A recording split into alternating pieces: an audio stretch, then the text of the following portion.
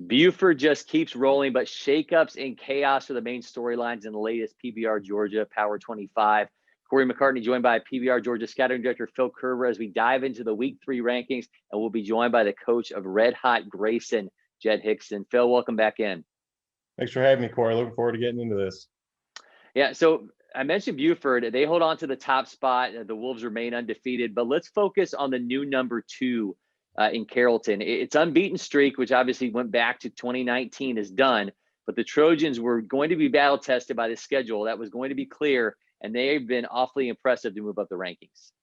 Yeah, I mean, if you look at the schedule going into the season, that's something we obviously, highlighted that being one of the toughest in the entire state, and they've gone through it, and they're now 11-1, I believe, after last night's victory over Wesleyan, which, it's a victory over another ranked team, Bear Madliak, with 2 home runs, 4 RBIs in the 10-inning affair, and all the kid does is hit, and he's just so clutch. And that's what a team needs to win those games. You need guys that know how to win and know how to come up with those big plays, and they've got Madliak, which gives them a good chances in just about any game. But going back to last weekend, they went 3-1 down in Hoover, Alabama. They had their one loss was to, I believe it was Coleman, who's one of the top ranked teams by our PBR Alabama, and it was 12-3, I believe. So a little bit of a spanking there, but they regrouped nicely and came back Saturday to win and finish their trip 3-1. So they just keep winning and they keep squeaking by these close games. So they're getting into region play pretty soon, and it'll be interesting to follow them there because as we talked about, that 6A is just an unbelievable class this year. It's tough to say who's going to come out on top there. Well, they have Bear Madliak and everybody else doesn't. So we'll see how that sorts itself out. Grayson has made some major noise, now sitting 9-0 after Monday's win over Archer, becoming one of, if not the biggest surprises in the state. How did this team vault its way to number 6? Yeah, heading into the preseason, they were at the back end of the top 25, coming off last season 9-5. Mainly the roster is comprised of juniors and some sophomores. So heading into the season, you imagine that was some valuable experience gained in that shortened season. And it looks like everything has just come together for them, off to this undefeated start. I think they're one of 2 teams in the rankings along with Buford that are still undefeated. And they're doing it in impressive fashion. They're swinging the bat really well. Their pitching staff is bearing down when they need to, which helps a ton in winning games.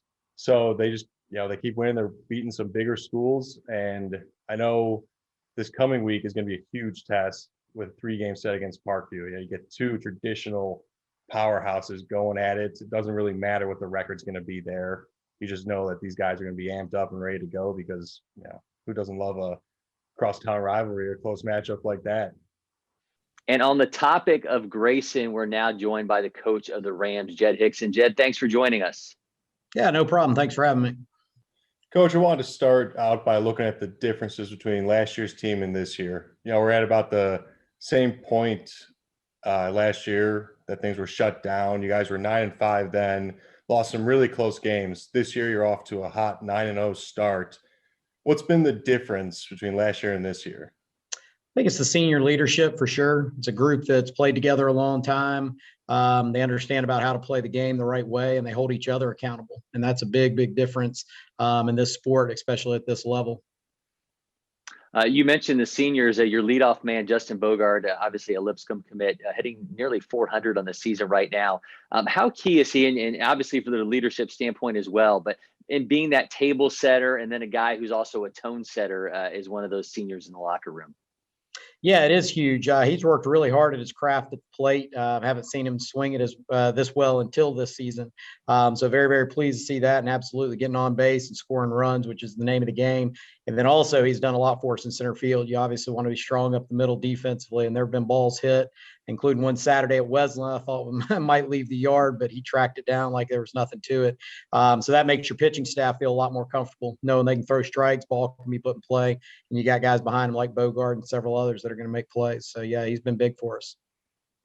Coaches, we all know the catcher position is one of the most important on the field, and you've got one of the state's best in Hunter Henry. He's a guy that we saw a lot over the summer, catching some big time arms, and I'm sure that experience has helped him a ton this season. What's it like to have him behind there? Oh, I mean, yeah, it's unbelievable. It's Henry Hunter, actually. I know that happens sometimes, even from the press box during games. But yeah, Henry is amazing. Number one is the leadership piece. When I was talking about the senior class, he is definitely the not that it's an official title of him being the captain, but he is the go-to guy that guys listen to and rally around. Strike him out, throw him out to end the game the other day. I mean, it's always on the bag. Shuts down the running game, gives your pitching staff the confidence to throw balls that you can bury him in the dirt to get swings and misses and not concerned that it's going to get by and allow base runners to advance. So, yeah, just unbelievable to have him. And like I said, with Bogard in center, yeah, you want to be strong up the middle. And we got a pretty good shortstop too. So yeah, it's definitely great having him back there. And he definitely controls the pitching staff too, tries to keep them centered and focused when they're a little bit off with their stuff and not trying to do too much. So yeah, he's one of the best I've ever had. Transitioning to pitching, Bodie Eilertson, Ryan Mahoney, those guys have combined for a no-hitter. You have an East Tennessee State commit and Deion Cannon. Tyler Gray has looked strong, but often you guys have found yourselves in games where you've had to outslug to get your way to a win. How do you assess your pitching staff as a whole at this point? And how do you see, maybe some signs of it collectively as you guys get ready for a really tough stretch in the schedule? Yeah, those guys you mentioned, Eilertson and Gray, they've been huge for us as starters, and they've got the experience. They're both seniors. Mahoney and Lipsy and a few of those other guys that haven't thrown as many innings. Gavin Chambers is another guy. They're learning as they go along, and they're gaining confidence as they're out there and they see the defense making plays behind them. They're in big moments in big games because a couple of those guys have never pitched varsity innings until this year. And so every opportunity they get to go out there, we're trying to encourage them, hey, don't just go out and have one good inning, but try to maintain that because their focus will lack or they'll start getting out of the strike zone a little bit. So we're seeing growth from them for sure in that capacity. And that is huge for us because, again, if you can, limit the other team, then you don't have to score as much. Fortunately, we have been hitting as well. But yeah, the pitching staff has been great. And my pitching coach, I mean, they work a lot at hitting spots. That's the big thing. We're trying to limit two out walks. That's gotten us a little bit. Corey alluded to the tough stretch that you guys have coming up with Parkview looming, a 3-game series next week. That's a big hurdle for the team. How do you view that series? Yeah, Parkview's been a nemesis for a long time. We, of course, haven't been in the region with them in the last several years. But prior to that, even way back 20 years ago when I was first at Decula, and even then with Grayson for years, they've been, one of our region rivals. Playing Parkview is always something, especially when you're at their place, just the atmosphere, seeing the blue and the orange, the music, just the whole atmosphere that comes with it. But we really try to emphasize playing the game well, regardless of the uniform, regardless of the team that's in the dugout across the way. And that's one thing when you ask what's different with this group, they don't look at who they're playing as much. They do understand and have really bought into that idea of playing all three facets of the baseball game well. And you're typically going to be happy with results or find yourself in ball games. So that's how we talk about it. That's how we're approaching it. And this group, like I said, they understand that, which is refreshing because a lot of young players, they don't, they play scared or they play the opponent versus playing the game well. Well, you guys are certainly playing the game pretty well right now. Jed, thanks for the time. Best of luck to you and the Rams the rest of the way. Thank you. Appreciate it. A pair of newcomers to this week's Power 25 with number 21 Lowndes and number 25 Alexander. And Phil, both these teams have been fueled by some high-powered offenses. Yeah, I've had my eye on Lowndes for the past couple of weeks because I knew there'd been some hype out of South Georgia with them. And this week they enter in at number 21. They're coming off a 2-0 week with wins over Lee County and Middleburg out of Florida. Their lone loss on the record, they're 6-1, comes courtesy of number 6 Grayson. So, it was a 5-4 game. Playing the number 6 team in the state close like that, you got to give them credit there. So, I mean, and they've been getting it done all over the place, averaging almost 7 runs a game. The pitching staff and defense is holding teams to, I think it was just under 2.6 runs per game. So, if they keep trending like this, that's a strong recipe for success. Now, they do have 4 games this week, play Berrien, Valdosta, and then doubleheader with Colquitt. So, could be a big week for them. If they go undefeated, who knows how much higher they can shoot up. And then we've got Alexander entering at number 25.